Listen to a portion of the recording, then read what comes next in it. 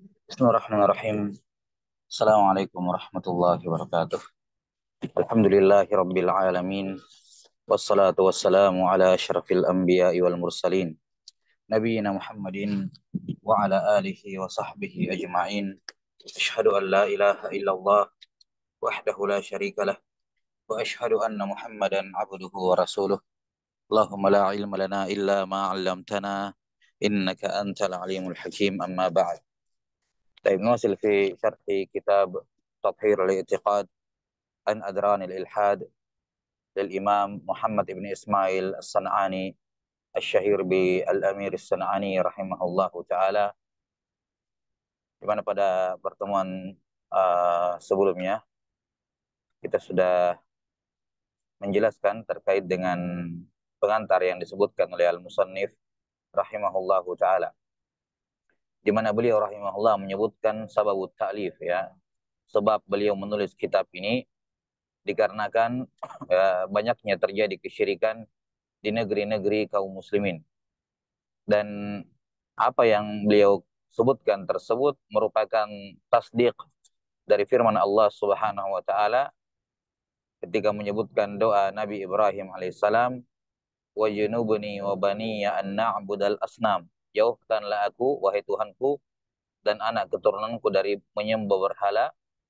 Kemudian disebutkan alasannya kenapa Nabi Ibrahim alaihissalam berlindung, dikatakan Rabbi innahunna adlalna katsiran minan nas. Ya, innahunna adlalna katsiran minan nas, karena berhala-berhala ini telah menyesatkan, membuat katsiran minan nas, banyak manusia tersesat.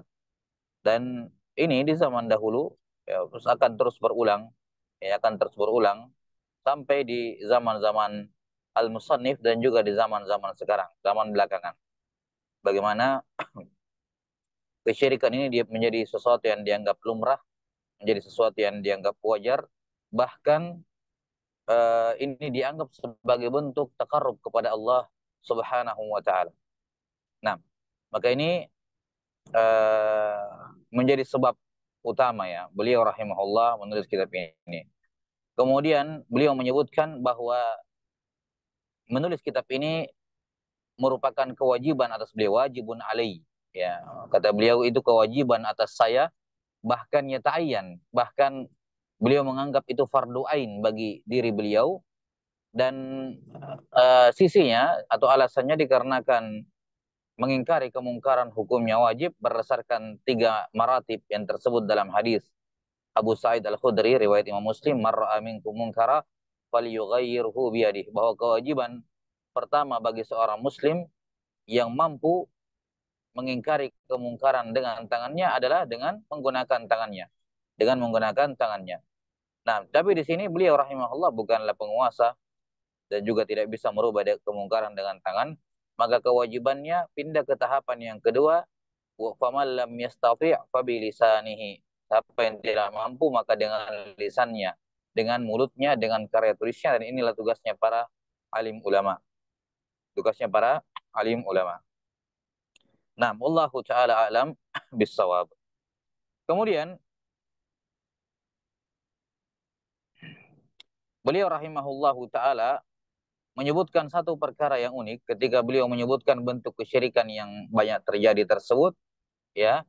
Beliau menyebutkan bahwa kesyirikan yang banyak terjadi di negeri-negeri kaum muslimin yang beliau lihat, ya, adalah al-i'tiqad fil qubur, ya, keyakinan terhadap orang-orang yang sudah meninggal, wa fil ahya, dan juga terkait dengan keyakinan terhadap orang yang masih hidup dalam hal meyakini bahwa mereka tahu perkara gaib selain Allah Subhanahu wa taala. Baik. Di sini menunjukkan bahwasanya kesyirikan yang terjadi di zaman belakangan itu hanyalah pengulangan, ya, pengulangan dari kesyirikan yang terjadi di zaman dahulu, dan bentuknya pun sama. Walaupun individu yang meninggal itu berbeda, ya, individu yang meninggal itu berbeda, tapi bentuknya adalah sama-sama pengkultusan kepada orang yang sudah meninggal. Dan sudah disebutkan oleh para ulama, ya, terkait dengan masalah jenis kesyirikan, ya, jenis kesyirikan, bahwa al aslu fi syirkil alamina itu syirkan, ya, bahwa asal kesyirikan di alam semesta itu ada dua jenis kesyirikan. Ya, ada dua jenis kesyirikan. Ini asalnya semua jenis kesyirikan di alam semesta. Yang pertama adalah asyirk bi arwahi salihin. Melakukan kesyirikan kepada Allah, ya, dengan rohnya orang-orang soleh dari kalangan mereka-mereka yang sudah meninggal. Sebagaimana ini terjadi di zamannya Nabi Nuh pertama kalinya, ya, la tadharunna alihatakum wa la tadharunna wadda wa la suwa'a wa la yaghutsa wa ya'uqa wa nasr. Sebut wa nasr. Disebutkan oleh Ibnu Al-Qayyim rahimahullah, haula'i asma'u rijalin salihin min qaumi Nuh. 5 ini adalah nama orang soleh di zamannya Nabi Nuh. Yani maksudnya di zaman yang Nabi Nuh alaihissalam diutus kepada mereka. Ya, diutus kepada mereka. Nah, maka ini kesyirikan, asal kesyirikan kepada roh orang-orang yang sudah meninggal. Di sini disebutkan terhadap ahlul kubur, yakni penghuni kubur, roh mereka maksudnya. Kemudian yang kedua, asyirk bi arwahil kawakib, melakukan kesyirikan kepada Allah dengan rohnya bintang-bintang, dan ini rohnya benda-benda langit, matahari, bulan, bintang dan seterusnya. Ini sebagaimana yang terjadi pada kaumnya Nabi Ibrahim alaihissalam dan juga kaum-kaum lain yang menyembah benda-benda langit. Baik, ini beliau sebutkan wa huwa al-i'tiqad fil qubur wa fil ahya. Ya. Dan tentunya kubur di sini dan ahya di sini tentunya adalah kuburnya orang-orang soleh, ya. Kuburnya orang-orang soleh, al-ahya, orang-orang soleh yang diklaim tahu perkara gaib. Dan ini adalah salah satu wajah, salah satu sisi dari 11 perbedaan, ya, antara kaum musyrikin dengan kaum musyrikin terdahulu. Kaum musyrikin belakangan dengan kaum musyrikin terdahulu.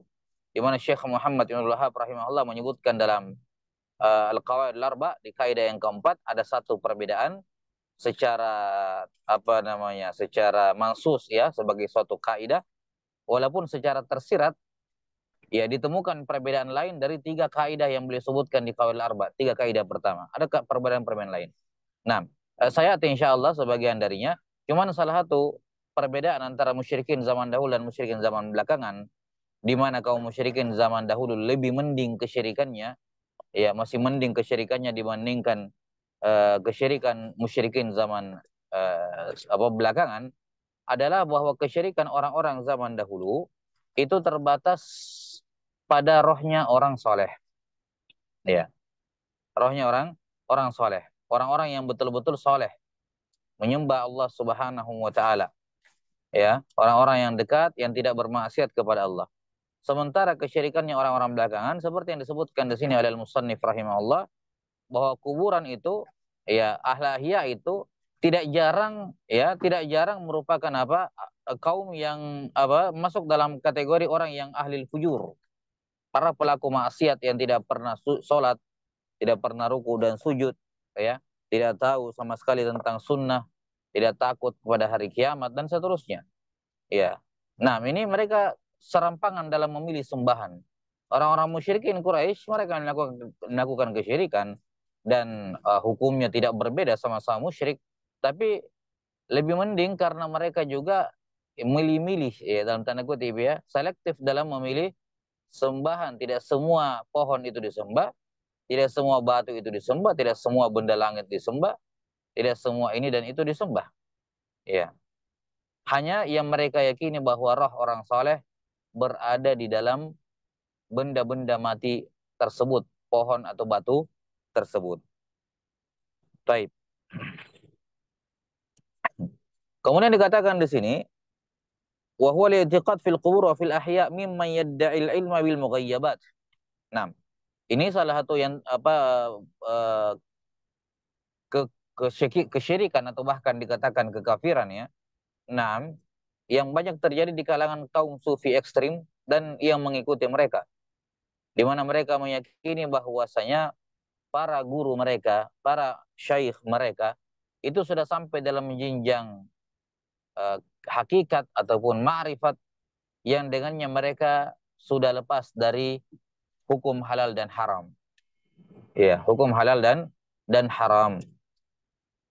di mana mereka meyakini bahwa kapan seorang sudah sampai dalam jenjang keyakinan, mukasyafah, tersingkap segala sesuatu yang tersembunyi, sampai mereka ya berada pada tingkatan keyakinan yang sebenar-benarnya katanya, maka sudah tidak boleh, tidak perlu lagi, sudah boleh untuk tidak menyembah Allah Subhanahu wa taala. Ya, mereka berdalih atau ya syubhat, ya ini salah satu bentuk tafsir batiniyah, salah satu bentuk tafsir batiniyah, dan ini sekte batiniyah, sekte yang kafir. Ya. 6. Mereka mengatakan bahwa ayat itu punya tafsiran zahir dan ada tafsiran batin. Di mana tafsir batin ini yang mengetahui hanyalah mereka-mereka ahlul ma'rifah, kata mereka. Iya, hanya para ulama, para aulia menurut mereka. Ya, mereka menafsirkan firman Allah Ta'ala, wa'bud rabbaka hatta ya'tiyakal yaqin. Sembahlah Tuhanmu sampai datang kepadamu keyakinan. Surah Al-Hijr, ayat terakhir ya. 6. Sembahlah Tuhanmu sampai datang kepadamu keyakinan. Katanya kalau sudah tersingkap semuanya, sudah sampai dalam jenjang al-yaqin, ya, maka sudah boleh tidak menyembah Allah. Karena dikatakan sembahlah Tuhanmu sampai. Kalau sudah sampai di situ, tidak perlu lagi menyembah. Dan ini tentu saja tafsir yang batil, ya, bertentangan dengan ijma' kaum muslimin. 6. Dan ini hanya bisa, penafsiran ini hanya bisa muncul kalau mereka meyakini bahwa Nabi itu, Nabi Muhammad SAW dan para Nabi yang lain, itu belum sampai dalam jenjang yakin. Karena itulah mereka masih beribadah kepada Allah sampai mereka meninggal. Dan ini siapa yang meyakini keyakinan seperti ini, bahwa Nabi Muhammad SAW dan para Nabi yang lain belum sampai dalam derajat yang sebagian manusia sudah sampai dalam derajat tersebut, maka dia telah kafir. Kalau dia meyakini keyakinan seperti itu. Karena menisbatkan sifat naqas, kekurangan, aib, ya, bagi seorang nabi, di mana ada derajat yang mereka belum sampai di situ. Ya, belum sampai di situ. Ternyata masih ada derajat di mana Allah Taala ya tidak berikan kepada Nabi Muhammad SAW, padahal Allah telah berfirman, inna a'tainakal kautsar. Menurut penafsiran sebagian ulama bahwa ini adalah semua jenis kebaikan. Ala kulli hal, ini jelas merupakan penafsiran yang batil, ya. Adapun mana tafsir dari ayat tersebut, bahwa yang dimaksud dengan al-yaqin adalah al-maut. Yani wa'bud rabbaka hatta ya'tiyakal maut.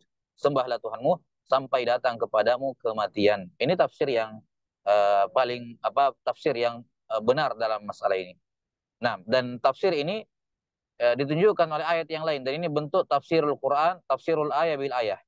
Merupakan tafsir yang paling kuat, menafsirkan ayat dengan ayat, di mana al-yaqin yang dimaksud di surah Al-Hijr adalah al-yaqin yang terdapat pada firman Allah Ta'ala, wa kunna nakhudu ma'al khaidin hatta atana al-yaqin. Kata orang-orang kafir tersebut, dan kami sibuk larut dalam hal-hal yang memudaratkan tersebut bersama dengan orang-orang yang sibuk membicarakannya, yang larut di dalam perbuatan dosa tersebut, hatta atana al-yaqin. Kami terus sibuk sampai datang kepada kami al-yaqin, yakni al-maut, sampai kami meninggal. Nah, maka al-yaqin yang dimaksud dalam ayat tersebut adalah bermakna al-maut. Nah, ini termasuk bentuk kesyirikan. Siapa yang meyakini ini pada dirinya, atau meyakini hal ini pada orang lain, bahwa gurunya, orang lain tersebut, ya, kalau sudah tersingkap darinya ilmu perkara-perkara gaib, maka sudah gugur darinya semua taklif, maka ini jelas merupakan kesyirikan dan kekufuran kepada Allah Subhanahu wa taala.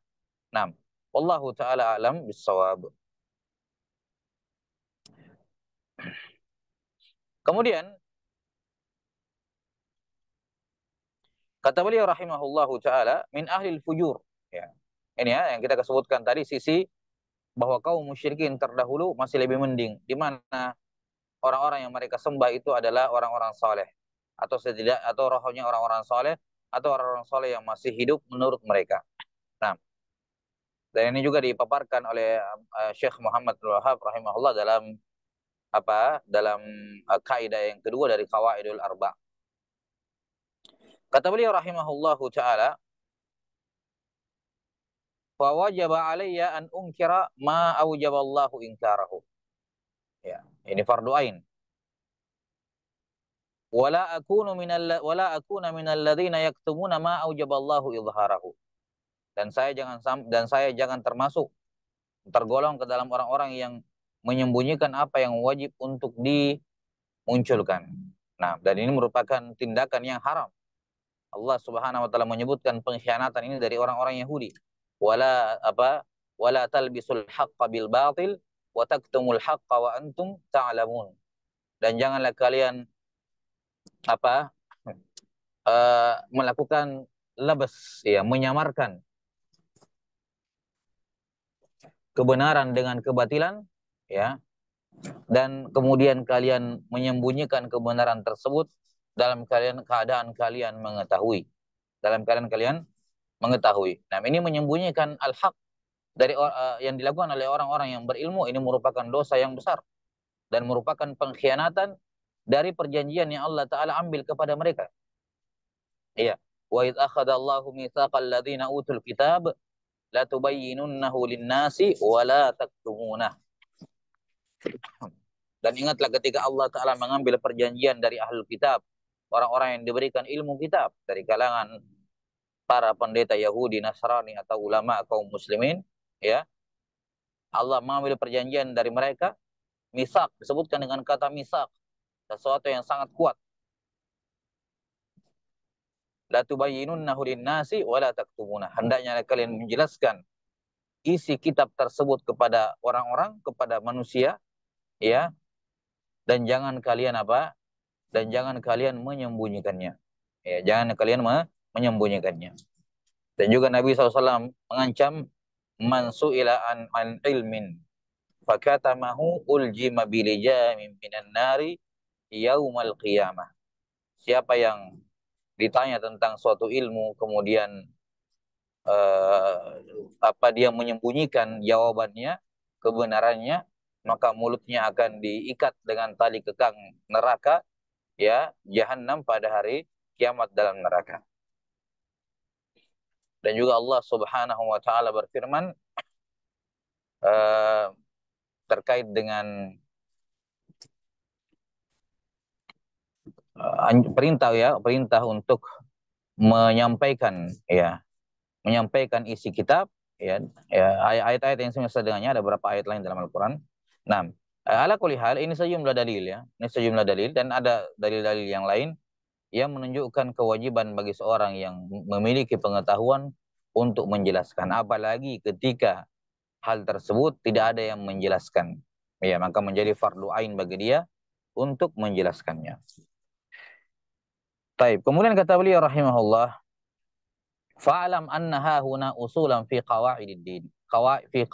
Hiya qawaida hiya qawaidul din.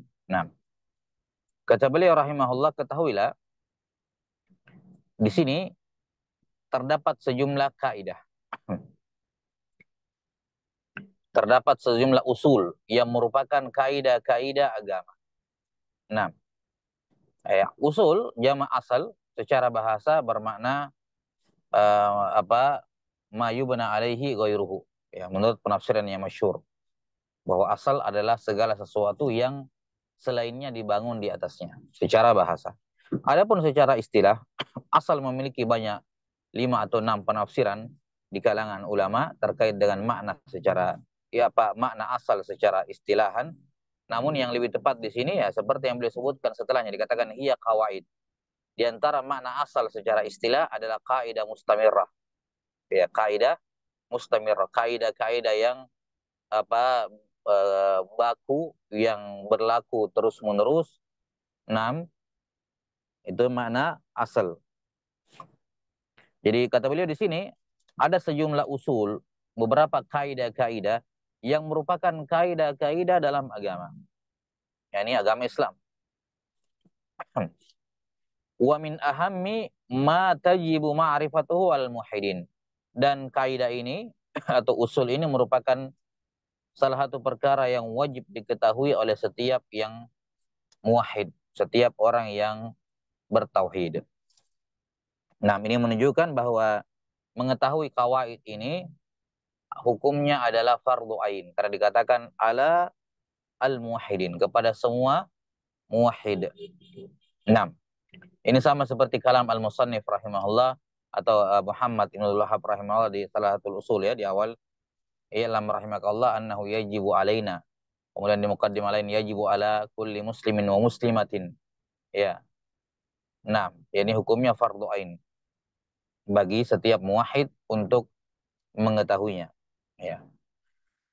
Kemudian dikatakan di sini ala al-muwahhidin. Ini penyebutan muwahhid sifat sudah mengisyaratkan bahwa kaidah-kaidah ini terkait dengan tauhid.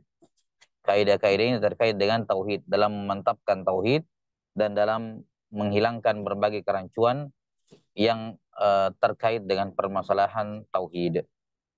Nah,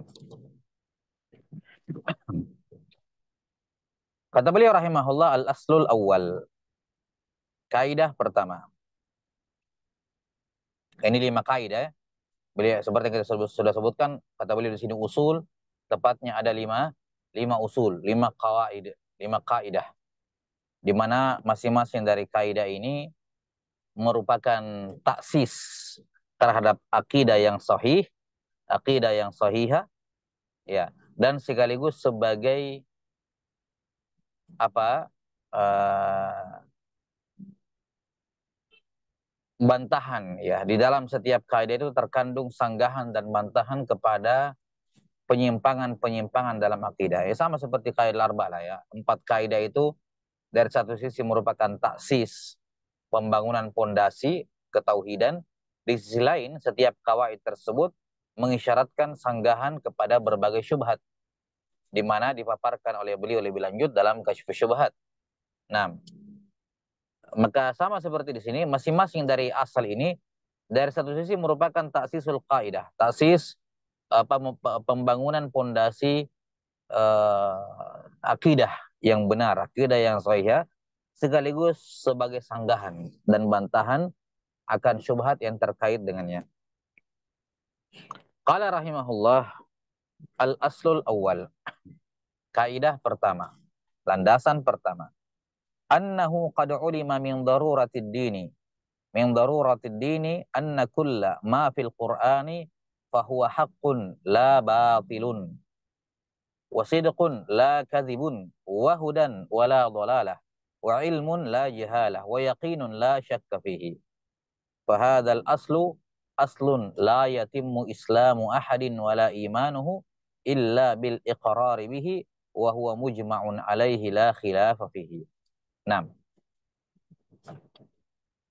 di sini beliau menyebutkan asal ya, apa isi kaidahnya, kemudian beliau menyebutkan dalilnya. Nah, beliau menyebutkan apa? Dalil dari kaidah tersebut. Kata beliau rahimahullah, sesungguhnya telah diketahui secara daruratan, sudah diketahui oleh semua orang, dan itu bersifat pasti bahwa semua yang terdapat dalam Al-Quran itu murni, itu merupakan fahuwa hakun, itulah yang benar. Semuanya adalah kebenaran, ya, bukan kebatilan. Ya. Sidqun wala kadhib, semuanya adalah kejujuran, tidak ada yang merupakan kebohongan. Ya. Semuanya merupakan apa, hidayah, hudan, ya, bukan dolalah. Tidak ada satupun darinya yang merupakan kesesatan. Ilmun wala jahal, semua dalam Al-Quran merupakan ilmu dan tidak ada satupun kejahilan pada ayat-ayat Al-Quran. Nah, kata beliau asal ini, meyakini kaidah ini adalah hal yang wajib atas setiap muslim, dikarenakan tidak sempurna, la yatim. Ya. Kalimat la yatimmu di sini nanti kita akan terangkan ya. Iya. Seandainya beliau langsung mengatakan la yu'minu, seorang tidak beriman, itu lebih tepat. Karena mengingkari hal ini merupakan kekafiran. Ya. Kalau dikatakan la yatim, tidak sempurna imannya, seakan-akan kalau dia tidak meyakini ini, imannya masih ada tapi tidak sempurna. Ya, tapi kenyataannya tidak seperti itu. Mengingkari hal ini merupakan kekafiran. Maka kalimat la yutimmu, apa la yatimmu, ini apa, ada takbir yang lebih baik. Nah, nanti kita akan terangkan lebih lanjut. Tidak sempurna iman seseorang, ya, tidak sempurna apa keislaman dan keimanan seorang, ya,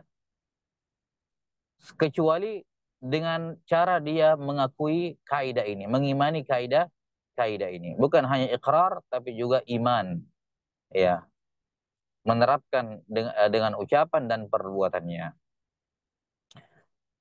Baik. Kemudian kata beliau rahimahullah, dalilnya apa? Wa huwa mujma'un alaihi la khilafa fihi. Ini perkara yang mujma' disepakati oleh para ulama. Ya, kalau tidak semua kaum muslimin, semuanya sepakat. Tidak ada perselisihan, tidak ada khilaf. Maka ini menunjukkan ini betul-betul apa, tidak ada seorang muslim pun yang berpendapat selainnya. Karena dikatakan mujma'un alaihi, ini isbat wujudul ijma', ya, terdapat penetapan adanya ijma', wala khilafa fihi, dan ini sekaligus nafyul khilaf. Nafyul khilaf. Maka ini tegas sekali. Tidak ada keraguan-keraguan. Terkadang kalau seorang mengutip ijma', bisa jadi ada khilaf. Bisa jadi kutipan ijma'nya tidak akurat. Atau ketika dikatakan la khilafa fihi, kita bisa katakan ya mungkin sebatas pengetahuannya aja, tidak ada yang mengingkari. Tidak ada perbedaan pendapat, tapi siapa tahu ada. Tapi sini digabungkan dua-duanya. Mujma'un alaihi wala khilafa fihi. Ijma', kemudian tidak ada perbedaan. Maka ini jelas sekali, ini ijma', betul-betul ijma'. La khilafa fihi, betul-betul tidak ada khilaf. Ya, dalam ikrar kaidah yang pertama ini. Baik. Kata beliau rahimahullah, ini kaidah atau asul awal, asal yang pertama.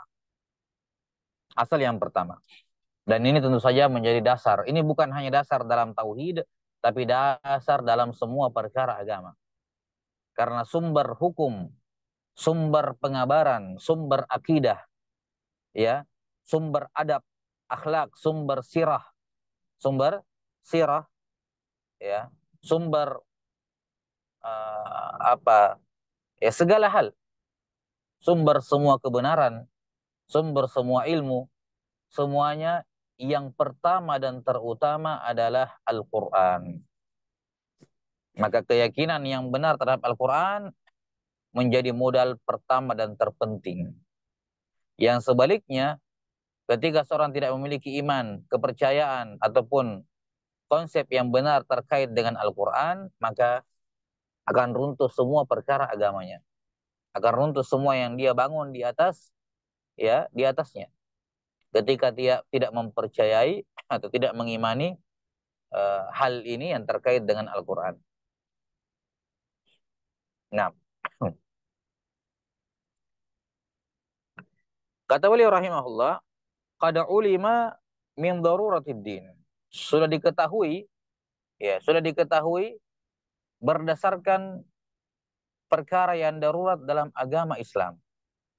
Perkara yang darurat dalam agama Islam.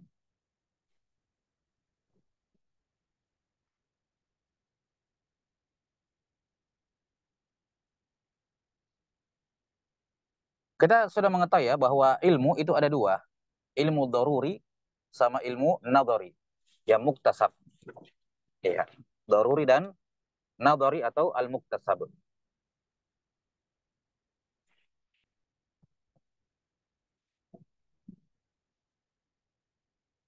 Di mana ilmu daruri ini sifatnya qat'i, pasti. Dan referensinya secara umum ada tiga. Yang pertama adalah al-aql, akal yang sahih tentu saja.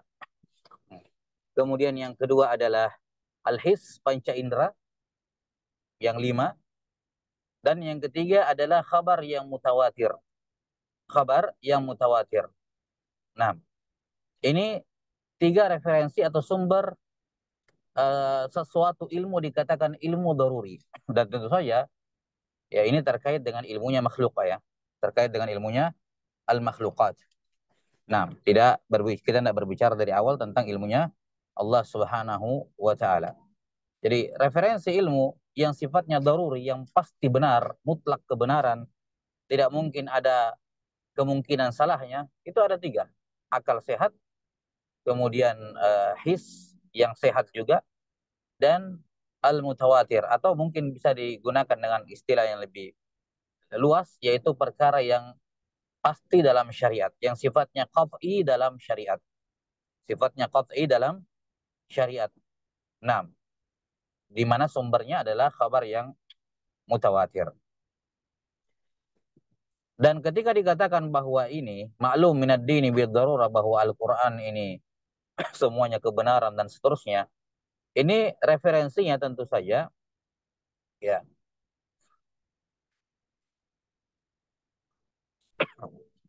Referensinya kalau kita melihat tiga perkara ini, pertama misalnya dalil apa? Dalil akli. Nah, dalil akli jelas menunjukkan bahwa Al-Qur'an itu semuanya kebenaran. Semuanya kebenaran. Yakni setelah apa, memastikan bahwa itu dari Allah Subhanahu wa taala, maka jelas merupakan kebenaran. Nah, jelas merupakan kebenaran. Nah, jadi dalil akli menyatakan bahwa Al-Qur'an itu dari Allah Subhanahu wa taala, dan banyak dalil-dalil, sejumlah dalil dari Al-Qur'an, dalil-dalil akliyat yang menunjukkan bahwa Al-Qur'an dari Allah Subhanahu wa taala. Walau kana min indi ghairillahi lawajadu fihi ikhtilafan katsira. Nah, ini dalil akli. Nah, kemudian uh, dalil hissi. Ini juga menunjukkan bahwa Al-Qur'an itu benar. Ya. Karena his telah membuktikan, ya, his telah membuktikan bahwasanya apa-apa yang dikabarkan oleh Al-Qur'an, ya, apalagi terkait dengan sains, ya, yang sudah apa namanya, terbukti, ya, yang sudah terbukti, yang disebutkan oleh para ulama dengan apa, Islamisasi sains gitu. Ya, orang apa, para pembelajar zaman belakangan, ya, telah membuktikan hal tersebut, bahwa pengabaran dalam Al-Quran, ya, walaupun Al-Quran bukan buku sains, betul bukan, tapi di dalamnya terkandung atau diisyaratkan sejumlah permasalahan sains yang terbukti 15 abad berikutnya. Nah, bisa dibuktikan, dan ini jelas menunjukkan ini dari Allah Subhanahu wa taala, itu kebenaran. Adapun kabar mutawatir ini perkara lebih jelas lagi, ya, karena Al-Quran itu mutawatir. Ini sebab yang ketiga, ya. Al-Quran itu mutawatir, baik secara qiraatan, tentu saja secara qiraatan mutawatir. Nah,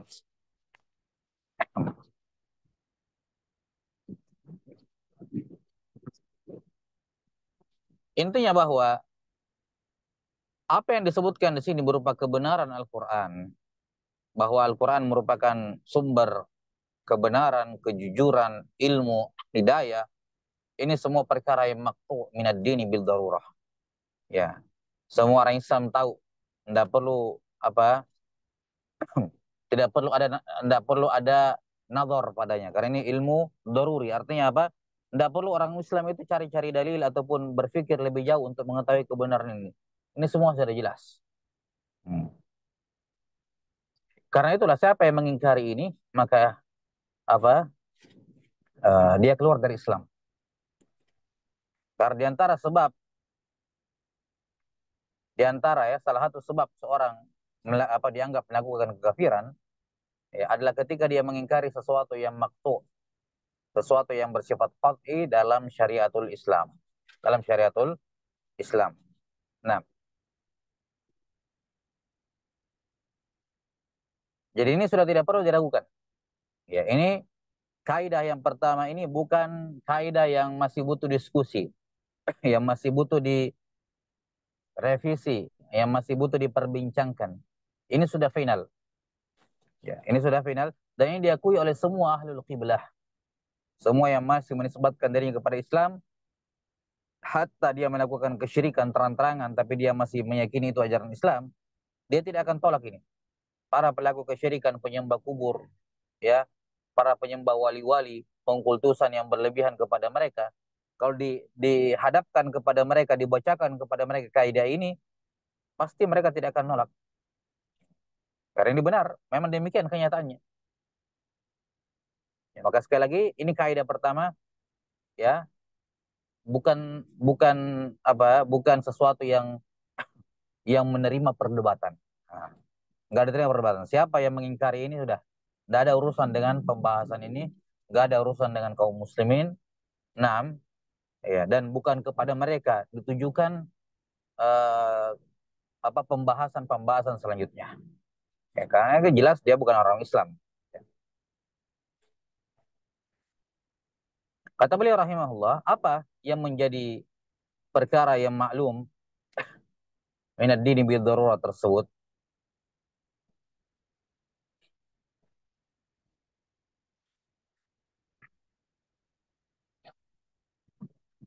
Ya, beliau rahimahullah menyebutkan sifat-sifat Al-Qur'an, ya, yang menjadi dasar dari kaidah-kaidah yang akan datang berikutnya, bahwa Al-Quran, semua yang terdapat dalam Al-Quran fahuwa haqqun la batil.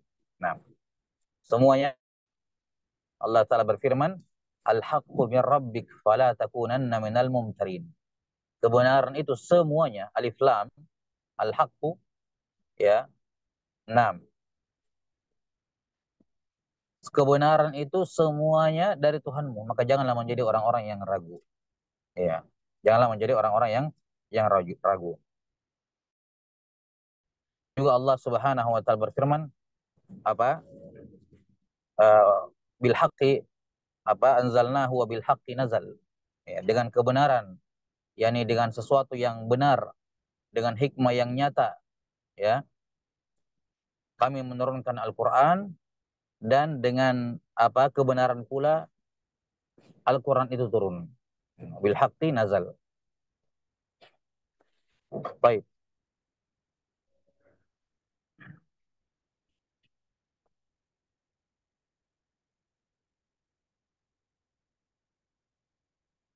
Dan juga sabda Nabi sallallahu alaihi wasallam dalam riwayat Al-Bukhari, wa qaulukal haqq. Ya, antal haqqu wa qaulukal haqq. Engkau ya Allah adalah al-haq, yang maha benar, dan firmanmu juga merupakan kebenaran. Wa qaulukal haqq, dan firmanmu juga merupakan kebenaran. Maka semua yang terdapat dalam Al-Quran merupakan al-haq.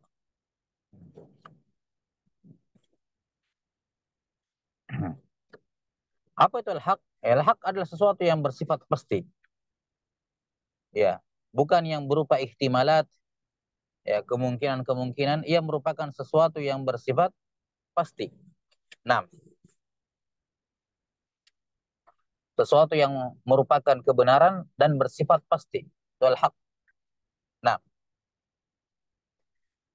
dan seperti yang dikatakan oleh Ibnu Al-Qayyim rahimahullahu taala, bahwa Al-Quran seluruhnya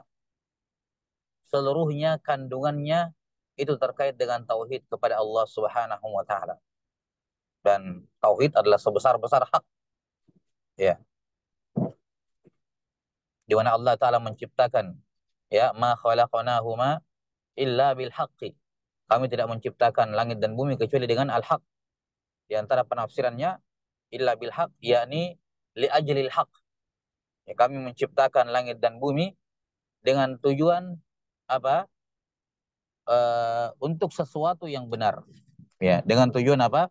Untuk sesuatu yang benar, yakni tauhid, ibadah kepada Allah Subhanahu wa taala.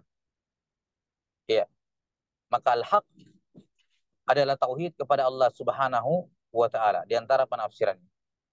Nah, kata Ibnu Qayyim rahimahullah, bahwa semua ayat dalam Al-Qur'an, ayat demi ayatnya, satu persatunya, semua tidak lepas dari perkara tauhid ini.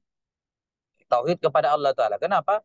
Karena imma ayat tersebut, ya, berbicara tentang tauhid itu sendiri, hakikat tauhid, ya, baik hal-hal yang menetapkan maupun yang menafikannya, atau kemungkinan yang kedua, ayat-ayat dalam Quran berbicara tentang qasas, kisah-kisah dari orang-orang yang bertauhid, dan kisah dari orang yang apa menolak tauhid.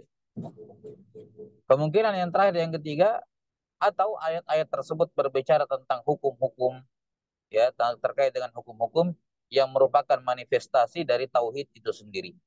Tidak ada tauhid tanpa amalan, ya, tanpa tohara, salat, dan seterusnya. Maka semua Al-Quran semuanya tersurat, dan baik apa namanya, walaupun sebagiannya ada yang tersurat dan sebagian besarnya tersirat, yang jelas semuanya terkait dengan tauhid kepada Allah Subhanahu wa taala.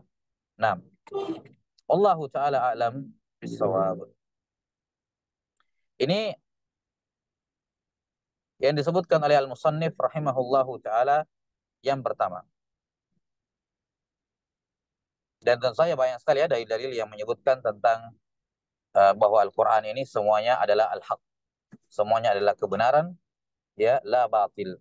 Tidak ada yang merupakan kebatilan. Tidak ada yang merupakan kebatilan, tidak ada yang merupakan kesia-siaan, tidak ada sesuatu pun yang tidak ada manfaatnya, ya, tidak ada maknanya, nggak ada. Karena itulah tidak boleh seorang meyakini bahwa dalam Al-Quran ada satu huruf sekalipun, ya, yang tidak memiliki makna, tidak ada gunanya sama sekali. Ya, mengatakan bahwa ada ayat dalam Al-Quran yang sifatnya mutasyabih mutlak. Mutasyabih mutlak artinya ayat itu memiliki dua atau lebih makna, ya, ayat yang maknanya ambigu gitu ya, atau memiliki ihtimalat, ada zahir, ada yang ada makna zahir, ada makna ghairu zahir. Nah, di mana tidak ada seorang pun yang bisa memastikan makna yang sebenarnya. Ya, tidak ada seorang pun yang bisa memastikan makna sebenarnya. Maknanya, ya, bukan hakikat. Tidak ada seorang pun yang tahu makna sebenarnya kecuali Allah Subhanahu wa taala. Dan ini merupakan penyimpangan dalam tafsir, ya. Apa istilahnya, agnosistisme, ya. Kalau nggak salah istilahnya dalam tafsir. Jadi keyakinan yang menyatakan bahwasanya tidak ada seorang pun manusia yang tahu tentang tafsirul Quran. Manusia itu hanya tafsir mereka hanya menerka, menduga, sifatnya subjektif. Ya, tidak ada yang betul-betul objektif. Ya. Karena apa? Karena yang mengetahui, yang tahu hakikat dari makna ayat Quran adalah Allah sendiri. Yang paling apa, bukan yang paling, ya, yang tahu tentang makna yang sebenarnya dari suatu ucapan adalah si pengucapnya. Kata mereka seperti itu. Iya. Dan ini jelas merupakan apa namanya, kemungkaran dan merupakan kebatilan yang besar.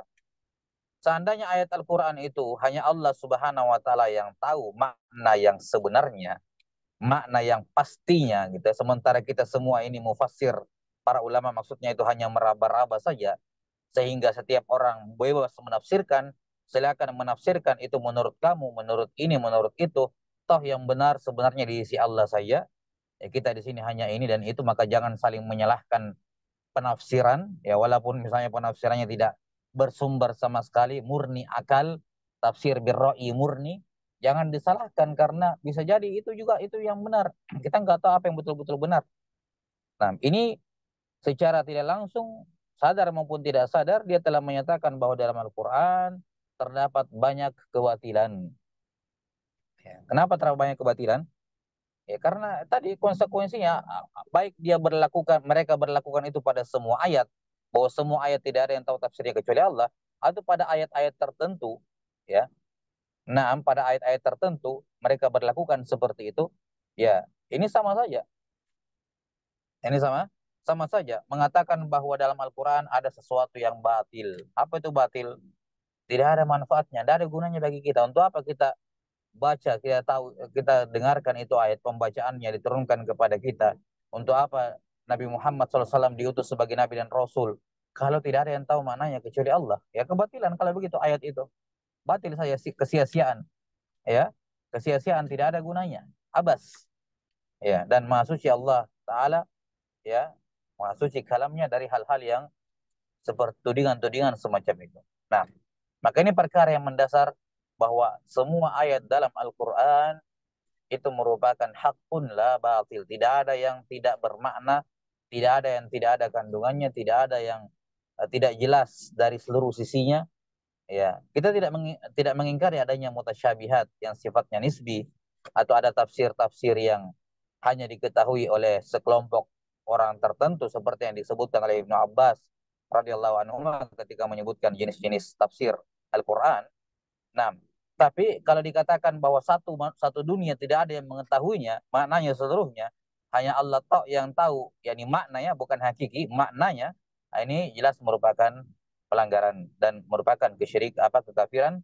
Wallahu taala alam bisawab. Baik, saya kira cukup sampai sini dulu. Nanti insyaallah taala sifat-sifat Quran berikutnya yang beliau sebutkan, ya, bahwa ini hudan la dhalalah, Ya, ilmun la jahal ini akan diterangkan pada pertemuan berikut. Nah, naktabi hadzal qadar. Al-ilmu indallah. Nasallallahu ta'ala yu'allimana ma yanfa'una wa yanfa'ana bima 'allamana innahu waliyyu dzalika wal qadiru alaih. Subhanakallahumma bihamdik asyhadu an la ilaha illa anta astaghfiruka wa atubu ilaik. Alhamdulillahirabbil alamin. Assalamualaikum warahmatullahi wabarakatuh. Baik, tafadhal.